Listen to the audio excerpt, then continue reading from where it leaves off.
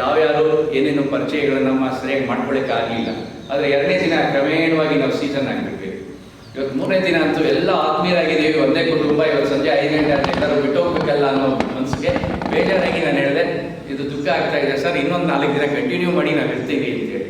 ಯಾಕೆ ನಾನು ಬೆಳಗ್ಗೆ ಮನೇಲಿ ಫೋನ್ ಮಾಡಿ ಪರ್ಮಿಷನ್ ತೊಗೊಂಡೆ, ಮನೆಯವರಿಗೆ ಬೆಳಗ್ಗೆ ಫೋನ್ ಮಾಡಿ, ಇಲ್ಲ ತುಂಬ ಅದ್ಭುತವಾಗಿದೆ, ನನಗೆ ಪೀಸ್ಫುಲ್ ಆಗಿದ್ದೀನಿ ಅಂತ, ಇನ್ನೊಂದು 6 ದಿನ ಅಲ್ಲೇ ಇರಿ ಅಂತ ಹೇಳಿದ್ರು. ನನಗೆ ಅವರು ಯಾವಾಗಲೂ ನನಗೆ ಬಿಟ್ಟಿರೋದೇ ಇಲ್ಲ. 5 ನಿಮಿಷಕ್ಕೆ ಫೋನ್ ಮಾಡ್ತಾರೆ, ಯಜಮಾನ್ರು ಎಲ್ಲಿದ್ದಾರೆ ಏನು ಅದು ಬ್ಯಾಕಪ್ಪಿಂಗು, ಅದು ಕಾಫಿ ಕುಡಿದ್ರಾ ತಿಂಡಿ ತಿಂದ್ರಾ ಅನ್ನೋ ನೆಪದಲ್ಲಿ ಏನು ಮಾಡ್ತಿದ್ದೀರಾ ಎಲ್ಲಿದ್ದೀರಿ ಎರಡನ್ನು ಕೇಳ್ತಾ ಇರ್ತಾರೆ. ಹಾಗೆ ಇವತ್ತು ಮಾರ್ನಿಂಗ್ ಕೇಳಿದ್ರೆ ಭಾಳ ಖುಷಿ ಆಯಿತು. ಮತ್ತು ನನ್ನ ಎಷ್ಟೋ ಒತ್ತಡಗಳು ತುಂಬ ನಿರಾಳವಾಗಿದೆ. ನನ್ನ ಮೈಂಡ್ ಸೆಟ್ ಏನಿದೆ, ಈ ರೀತಿ ಆಗಾಗ ಜಾಬ್ಗಳನ್ನ 3 ತಿಂಗಳು 4 ತಿಂಗಳು ನಾವು ಮಾಡಬೇಕು. ದುಡ್ಡು ನಾವು ಹಿಂದೆ ಮುಂದೆ ನೋಡಬಾರ್ದು ಈ ವಿಷಯದಲ್ಲಿ. ಯಾಕೆ ಅಂತಂದರೆ ಮನುಷ್ಯಗೆ ಏನು ಬೇಕಾದರೂ ನಾವು ಕೊಟ್ಕೊಳ್ಬೋದು, ನೆಮ್ಮದಿಯನ್ನು ಕಂಡುಕೊಳ್ಳೋದಕ್ಕೆ ಎಷ್ಟು ಲಕ್ಷ ಕೋಟಿ ಖರ್ಚು ಮಾಡಿದ್ರು ನೆಮ್ಮದಿ ಸಿಗೋದಿಲ್ಲ.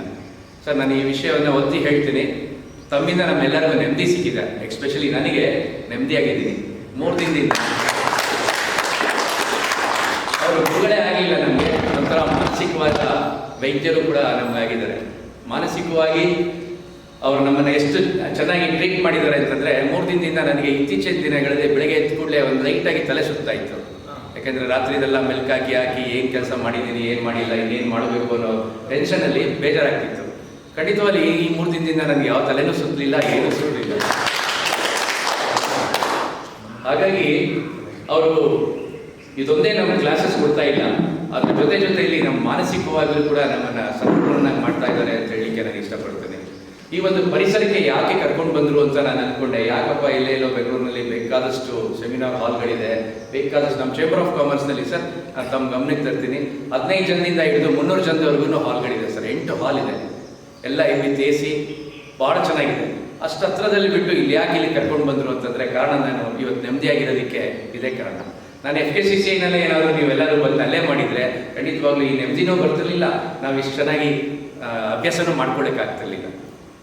ಗುರುಕುಲ ಅಂತ ನಾನು ಹಿಂದೆ ಕೇಳ್ತೀವಿ. ಗುರುಕುಲ ಅಂತಂದರೆ ಊರಿಂದ ಆಚೆ ಅಂತ ಇತ್ತು, ಯಾವಾಗಲೂ ಊರೊಳಗಡೆ ಗುರುಕುಲ ಇರಲಿಲ್ಲ. ಹೌದಾ ಸರ್? ಊರಿಂದ ಹೊರಗಡೆ, ಯಾಕೆಂದರೆ ಯಾವುದೂ ಡಿಸ್ಟರ್ಬೆನ್ಸ್ ಆಗಬಾರ್ದು, ತಿಳಿ ವಾತಾವರಣ ಇರಬೇಕು ಅನ್ನೋ ಒಂದು ದೃಷ್ಟಿನಲ್ಲಿ ಗುರುಕುಲಗಳು ಹೊರಗಡೆ ಇರ್ತಿದ್ವು.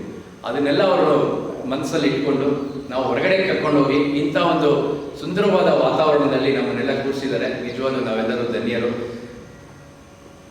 ಮತ್ತು ಇದರ ವಿಷಯದಲ್ಲಿ ಹೇಳಬೇಕಂದ್ರೆ ಪ್ರತಿಯೊಂದು ಸರ್ ಭಾಳ ಚೆನ್ನಾಗಿತ್ತು. ನಾನು ಇದು ಒಂದಾನ ಪ್ರಯಾಣ ಅಲ್ಲ, ಮತ್ತು ಇದು ನಾನು ಸಮ್ ಆಫ್ ಮಾಡ್ತಾ ಇಲ್ಲ. ಆಮೇಲೆ ಅವಕಾಶ ಸಿಕ್ಕುತ್ತೋ ಇಲ್ವೋ ಗೊತ್ತಿಲ್ಲ, ಈಗಲೇ ಹೇಳ್ತೀನಿ. ತಿಂಡಿಯಿಂದ ಹಿಡಿದು ಬೆಳಗ್ಗೆ ಮಾರ್ನಿಂಗ್ ಮುಂಜಾನೆಯಿಂದ ಹಿಡಿದು ಮುಂಜಾನೆ ನಮ್ಮ ಗುರುಗಳು ಅನ್ನೋ ಅದು ಹುಡ್ಕೊಂಡು ಬರೋವಾಗೆ ನೀವು ಮಾಡಿದ್ರಿ. ನಾವು ಬೆಳಗ್ಗೆ ಇದು ಮೈ ಮುಗಿದು ಆಲಸ್ಯದಿಂದ ವಾಟ್ಸಪ್ ಆನ್ ಮಾಡೋದೇ ಮರ್ತೋಗಿದೆ 3 ದಿವಸದಿಂದ. ನಿಜ ಹೇಳ್ಬೇಕಂದ್ರೆ ನೀವು ಕಳಿಸ್ತಿರೋ ನಮ್ಮ ಇದ್ರದ್ದು ಕೂಡ ನಾನು ವಾಟ್ಸಪ್ ನೋಡೋಕ್ಕಾಗ್ತಾ ಇಲ್ಲ.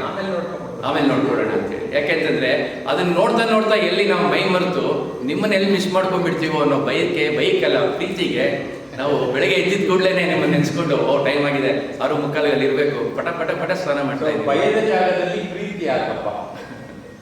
ಈಗ ಭಯದ ಪದಾರ್ಥ ತಲುಪಿದ ತಕ್ಷಣ ಪ್ರೀತಿ ಯಾಕೆ? ಕರೆಕ್ಟಾ?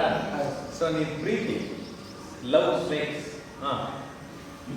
ಯಾಕೆ ನಾನು ಈ ಪದ ಹೇಳಿದೆ ಅಂತಂದರೆ, ನಮ್ಮ ತಂದೆ ಕಂಡ್ರೆ ನನಗೆ ಭಾಳ ಭಯ ಇದೆ, ತುಂಬ ಭಯ ಇದೆ. ಇವತ್ತು ಅವ್ರು 91 ಇಯರ್ಸ್. ಆ 91 ಇಯರ್ಸ್ನಲ್ಲೂ ಕೂಡ ನಾನು ಅವ್ರೇನಾದ್ರು ಎದುರುಗಡೆ ಬಂದರೆ ನಾವು ಗೋಡೆಗೆ ಹೋಗಿ ಕಚ್ಕೊಳ್ತೀವಿ, ಅಂದರೆ ಗೋಡೆಗೆ ಹೊರ್ಕೊಂಡು ನಿಂತ್ಕೊಳ್ತೀವಿ.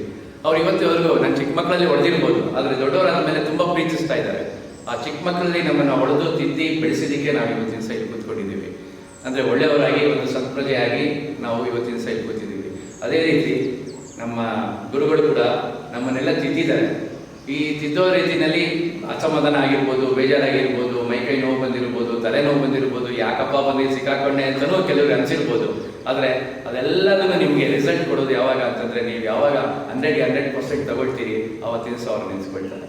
ಇವತ್ತಿನ ದಿವಸ 7 ವರ್ಷ 8 ವರ್ಷದ ಹಿಂದೆ, 10 ವರ್ಷದ ಹಿಂದೆ, 15 ವರ್ಷದ ಹಿಂದೆ ಸ್ಟೂಡೆಂಟ್ಗಳು ಅವ್ರನ್ನ ನೆನೆಸ್ಕೊಂಡು ಇವತ್ತು ಮಾತಾಡ್ತಾ ಇದ್ದಾರೆ. ಅಂದರೆ ಅವತ್ತು ಅವ್ರಿಗೆ ಬೇಜಾರಾಗಿರ್ಬೋದು, ಇಲ್ಲೆಲ್ಲೋ ಸಿಕ್ಕಾಕೊಂಡ್ಬಿಟ್ಟಪ್ಪ ಅವರು ಅದು ಇದು ಎಲ್ಲ ಹೇಳಿ ತಲೆ ಕೆಡಿಸ್ತಾ ಇದ್ದಾರೆ ಅಂತ ಅನಿಸಿರ್ಬೋದು. ಆದರೆ ಇವತ್ತಿನ ದಿವಸ ಅವರು ಒಂದು ಸ್ಟೇಜ್ ಮೇಲೆ ನಿಂತ್ಕೊಂಡು ಮಾತಾಡುವಾಗ ಖಂಡಿತವಾಗ್ಲೂ ಅವರು ನನ್ನ ಹಿಂದೆ ಇದ್ದಾರೆ ಅನ್ನೋ ಧೈರ್ಯದಲ್ಲೇ ಅವ್ರು ಮಾತಾಡ್ತಾರೆ. ಖಂಡಿತ ಸರ್, ನಾನು ಇವತ್ತಿನ ದಿವಸ ಇವತ್ತು ಧೈರ್ಯವಾಗಿ ಮಾತಾಡ್ತಾ ಇದ್ದೀನಿ. ಅದೇ ಸಭೆ ಸಮಾರಂಭಗಳಲ್ಲಿ ತುಂಬ ಮಾತಾಡಿದ್ದೀನಿ. ನನಗೆ ಏನೋ ಇವತ್ತು ಎಕ್ಸ್ಟ್ರಾ ಎನರ್ಜಿ ಇದೆ. ಎಸ್. ಆ ಎಕ್ಸ್ಟ್ರಾ ಎನರ್ಜಿ ಎಲ್ಲಿಂದ ಬರ್ತಾ ಇದೆ ನನಗೆ ಅಂತಂದರೆ, ಖಂಡಿತವಾಗ್ಲೂ ನೀವು ನನ್ನ ಎದುರುಗಡೆ ಕೂತಿದ್ದೀರಾ, ನನ್ನ ಗುರುಗಳು ಕೂತಿದ್ದಾರೆ ಅಂತ ಅನಿಸ್ತಾ ಇಲ್ಲ ನನಗೆ. ನನಗೊಂದು ಅಗಾಧವಾದ ಶಕ್ತಿ ನನ್ನ ಜೊತೆಲಿದೆ. ಆ ಶಕ್ತಿ ನನ್ನ ಜೊತೆಲಿ ಇರೋದ್ರಿಂದಲೇ ಇವತ್ತು ದಿವಸ ನಾನು ಇಷ್ಟು ಧೈರ್ಯವಾಗಿ ಮಾತಾಡ್ತಿದ್ದೀನಿ ಅಂತ. ನಾಳೆ ನೀವು ಸಭೆಗಳಲ್ಲಿ ಸಮಾರಂಭಗಳಲ್ಲಿ ಮಾತಾಡುವಾಗ ಗುರುಗಳು ನನ್ನ ಹಿಂದೆ ಇದ್ದಾರೆ, ಎಲ್ಲಿ ತಿಂತಾರೆ, ಎಲ್ಲಿ ನೋಡ್ತಾರೆ ಅನ್ನೋದು ನಿಮ್ಗೆ ಧೈರ್ಯ ಇದ್ದರೆ ಖಂಡಿತವಾಗ್ಲೂ ನೀವು ಎಲ್ಲ ಕಡೆ ಸಕ್ಸಸ್ ಆಗ್ತೀರಾ ಅಂತ ನಾನು ಹೇಳಕ್ಕೆ ಇಷ್ಟಪಡ್ತೀನಿ ಸರ್. ನೆನ್ನೆಗಿಂತ ಎನರ್ಜಿ ಚೆನ್ನಾಗಿದೆ. ಹಾಂ ಸರ್, ನಿನ್ನೆ ರಾತ್ರಿ 11 ಗಂಟೆ ಆಗಿತ್ತು ಸರ್. 1 ಗಂಟೆ